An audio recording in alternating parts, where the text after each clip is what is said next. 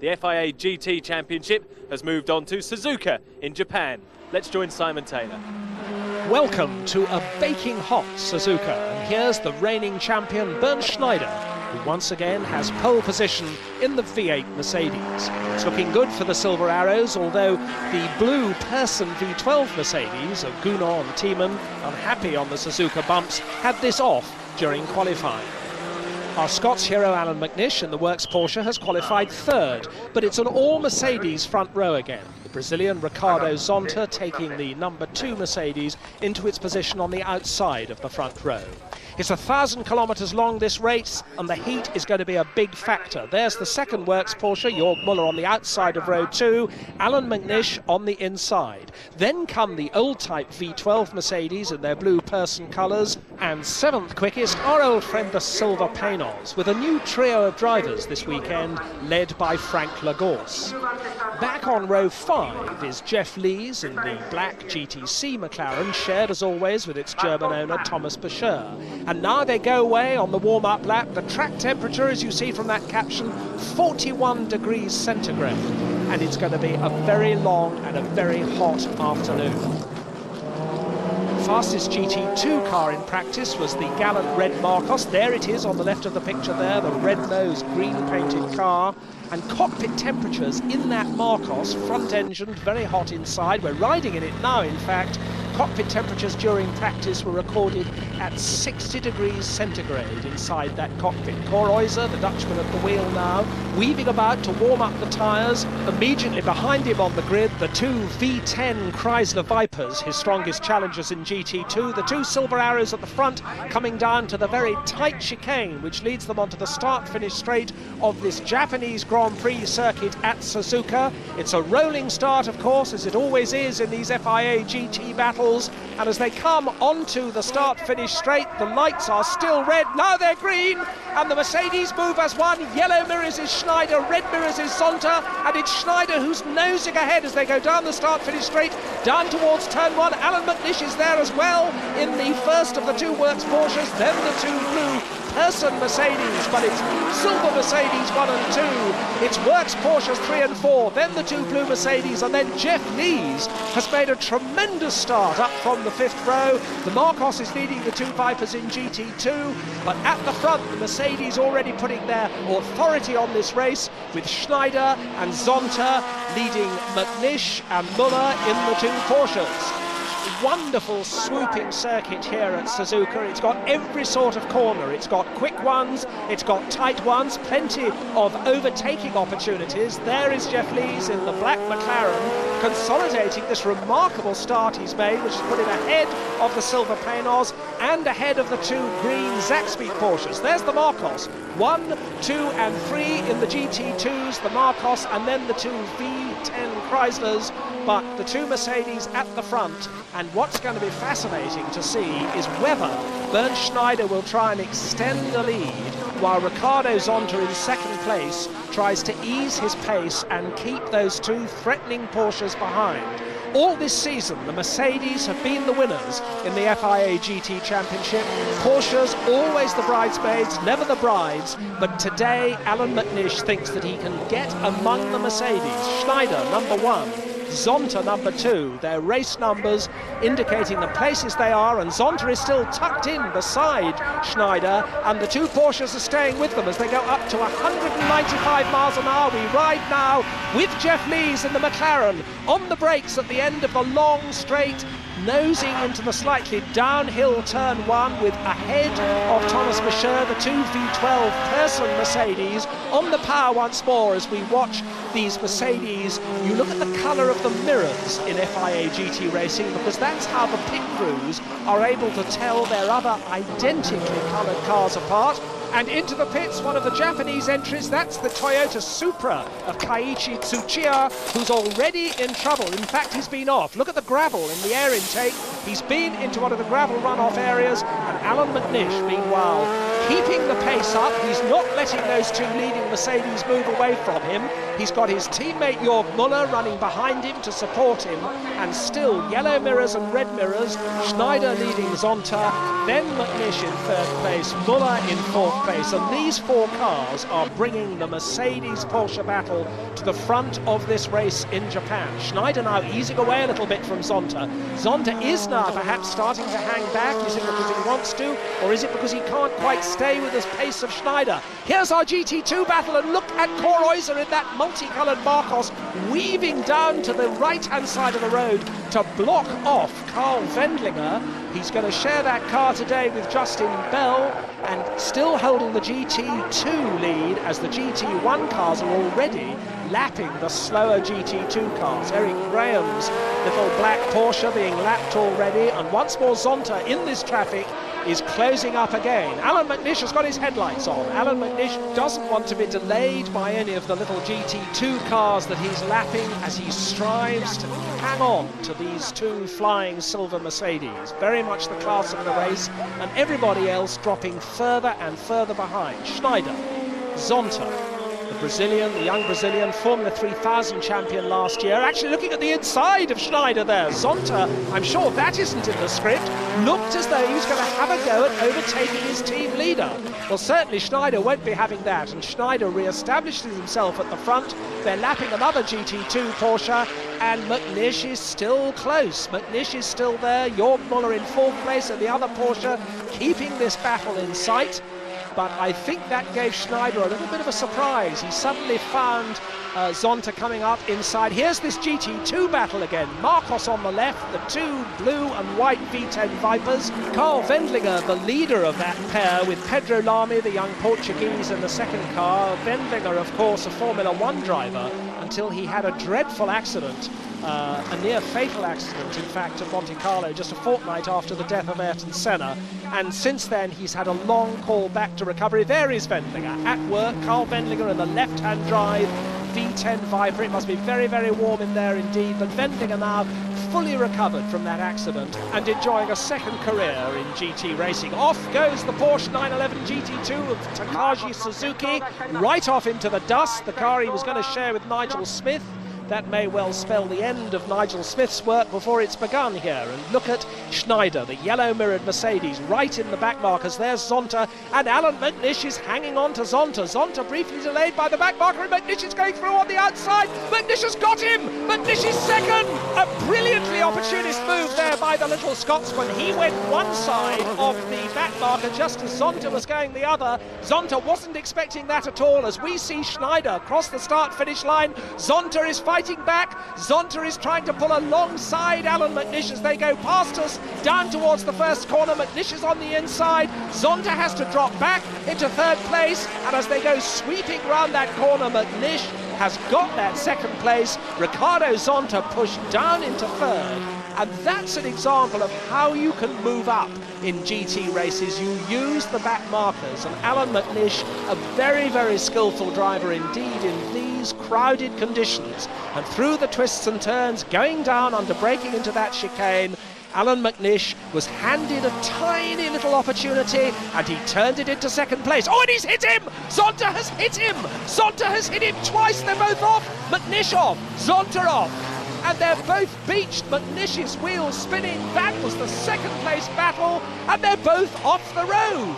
They were lapping the little GT2 Porsche you see on the left of the picture there. That's Claudia Hurtgen's car, and as they lapped it, Zonta unaccountably seemed to lose his brakes. We're going to see it again. Now, McNish lining up to go inside Claudia Hurtgen. The Mercedes is behind him, and then you see a puff of tyre smoke. There it is, as Zonta locks up his brakes, clouts the back of McNish, spins McNish round, and then hits him again, a great blow in the side as they come to rest on the gravel.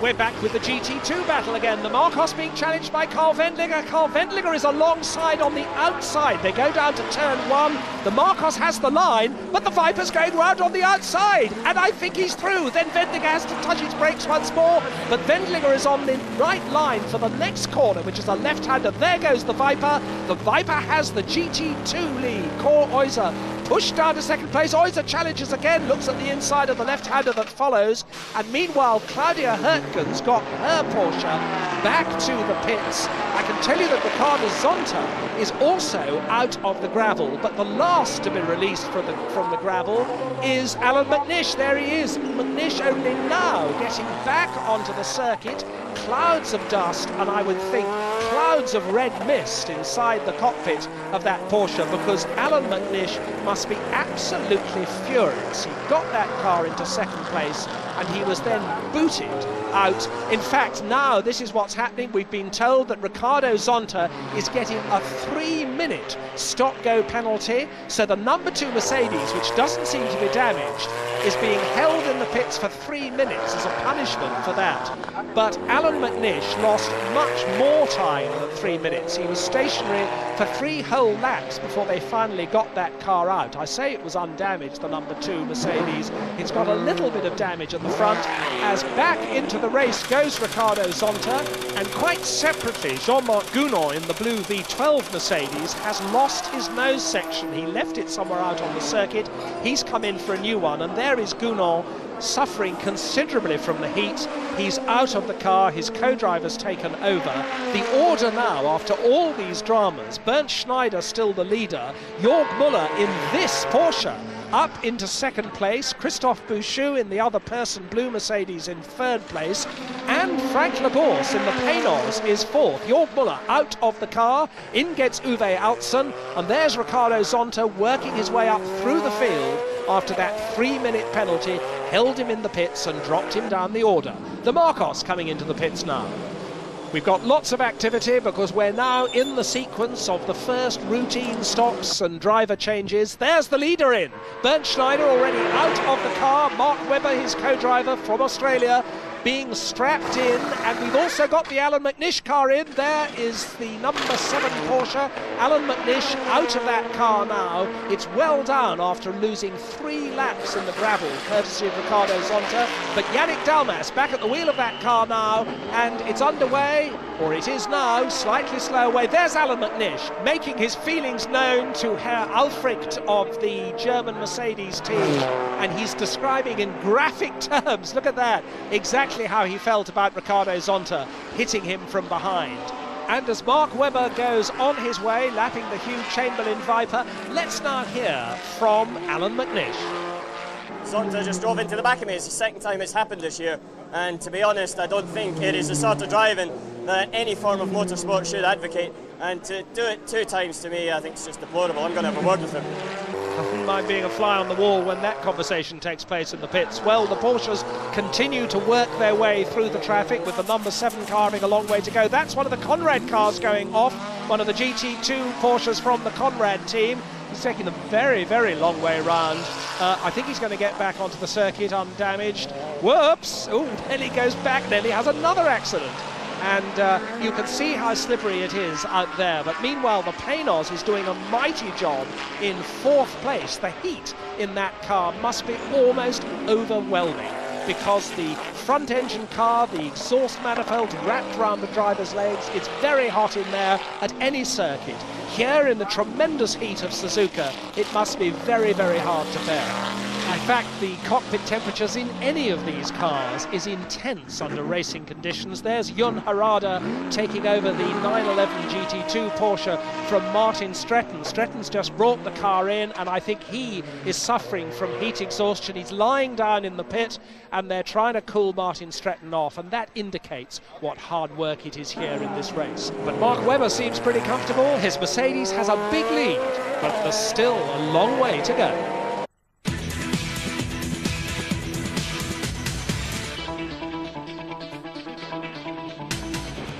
Welcome back to Suzuka. Mercedes still leading here. The Mercedes with red mirrors is the car of Ricardo Zonta, working its way back up the field after that delay, briefly elbowing the Marcos onto the grass there. The Porsche with its headlights on, just having been unlapped by the flying Mercedes. That is the Jörg Müller, Uwe Altzen, Bob Wallach Porsche, and that's up into 2nd place after the delays both to Zonta and to Alan McNish. We ride now with Jeff Jeff Lees in the McLaren going through that tight chicane that ends the lap here at Suzuka, and Jeff Lees and Thomas Bashir have got that car up into an excellent 6th place. The Zonta Ludwig Mercedes is 5th, the Paynos is now running in 4th place, and we've had a spin from the 2nd place Porsche. That is the 2nd place Porsche pointing the wrong direction at the chicane, and Bob Wallach on board that car at the moment, actually driving towards the oncoming traffic in his effort to turn round, and that, I'm sure, will incur the wrath of the organisers. Meanwhile, this is the battle for 4th. The Paynos has been caught by Ricardo Zonta, the Mercedes, the number 2 car, right on the Paynos' tail. This Paynos, with its big pushrod American V8 engine in the front, is surprisingly quick in a straight line, but the V8 Mercedes just sneaks through on the inside absolutely effortlessly. That moves Zonta up to 4th, demotes the Paynos down to 5th place. And Wallach's been given a 3-minute penalty for that chicane incident. There he is, he's served his 3 minutes, and he's away. He stalled it. Bob Wallach stalled it. I think there must be a clutch problem on that car. He may well have spun because of that. There's somebody else who's on one of the Rook Porsches, which seems to be battered and gently on fire, as the Marcos continues to work its way through the traffic, still 3rd in GT2, and that Marcos seems to have lost most of its driver's door window, but perhaps that's helping Cor Euser and his teammates to keep moderately cool inside that hot cockpit. In fact, that Viper is the GT2 leader. It's just lapped the Marcos. Pedro Lamy and Olivier Beretta leading GT2, and that Porsche's off again. It's Jörg Müller at the wheel of that car now, and he's off at the chicane. So is Jeff Lees. Jeff Lees has got the black McLaren going again, drives down the circuit through the chicane, but Jörg Müller doesn't seem to be able to get going again. He was trying to lap the McLaren, and I think that that McLaren is damaged. It's coming slowly down the start-finish straight, but there's damage to the right-hand running gear of that McLaren, and surely his race must be run. Jeff Lees looking in his mirrors, trying to keep out of the way of faster cars as he goes down to turn 1. He's missed the entry to the pits, unfortunately, because the incident happened in the chicane. But you can see part of the bodywork missing on the right-hand side of that car. And Jörg Müller trying to get underway in the number 8 Porsche. He has managed to get the car started. He spent a long time stationary on the grass, but Jörg Müller has got underway again. But the front of that car is damaged. Just look at the front wheel pointing in completely the wrong direction. That must be the end of that Porsche. Into the pits comes what is now the 2nd placed car, the Buschu Maylander Mercedes, having a routine stop. And there's our leader, Schneider and Webber in the number 1 Mercedes. The Zonta Ludwig Mercedes will probably now go into 2nd place. And Alan McNish is on a charge in the number 7 Porsche. There, Mark Webber waiting to take over. He's trying to keep cool for as long as he can before he gets into the cockpit of the leading car. But Alan McNish is absolutely flying. They're working on Jeff Lees' McLaren in the pits, trying to see if they can mend that car sufficiently to get it back into the race. Jeff Lees sitting patiently in the cockpit. And Zonta back at the wheel of the number 2 Mercedes. Ludwig has handed it over. They're changing the wheels now. But the man that I'm interested in is Alan McNish, because he's running just outside the top 3, and he is determined to threaten this 1, 2, 3, 4 Mercedes. And there's confirmation. McNish has actually got into 3rd place with the Porsche. He's 3.9 seconds ahead of the 4th place Mercedes in the picture now. The 2 Silver Arrows 1 and 2, but just behind the 2nd place Silver Arrow is Alan McNish. McNish brings the car into the pits now. A wonderful drive by the Scotsman, which must have made him feel a little bit more cheerful after the frustrations of that early race accident with Ricardo Zonta. McNish out of the car, Yannick Dalmas into the car. Can he hold on to that 3rd place? There's the 4th place Mercedes. There is the 2nd place Mercedes, with Ricardo Zonta now at the wheel again, about to lap the 4th place blue V12 car. And we're expecting a pit stop soon for Bernd Schneider. Bernd Schneider expected to bring the leading car in shortly, as still Ricardo Zonta in 2nd place follows Christophe Bouchou in 4th place.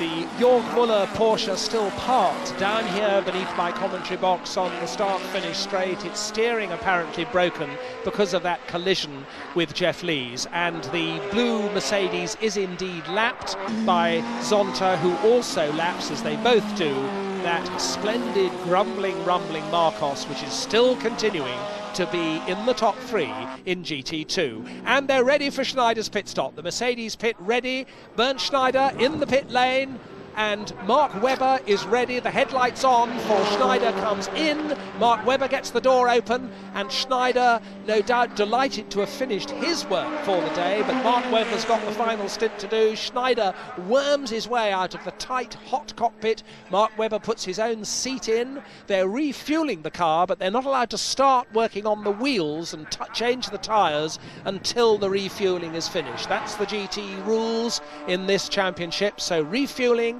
and driver change happening. They've got the passenger door shut, and Mark Webber still struggling with his seat belts. The sun getting lower in the sky, and the headlights are coming on all the way around the circuit now.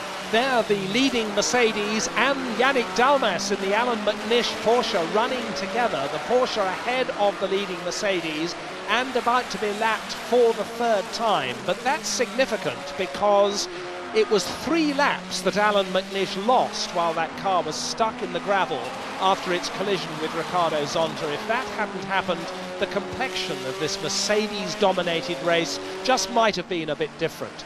Yannick Dalmas, the very experienced Frenchman, his other teammates, Stéphane Ortelli, also a Le Mans winner, Alan McNish, this year a Le Mans winner.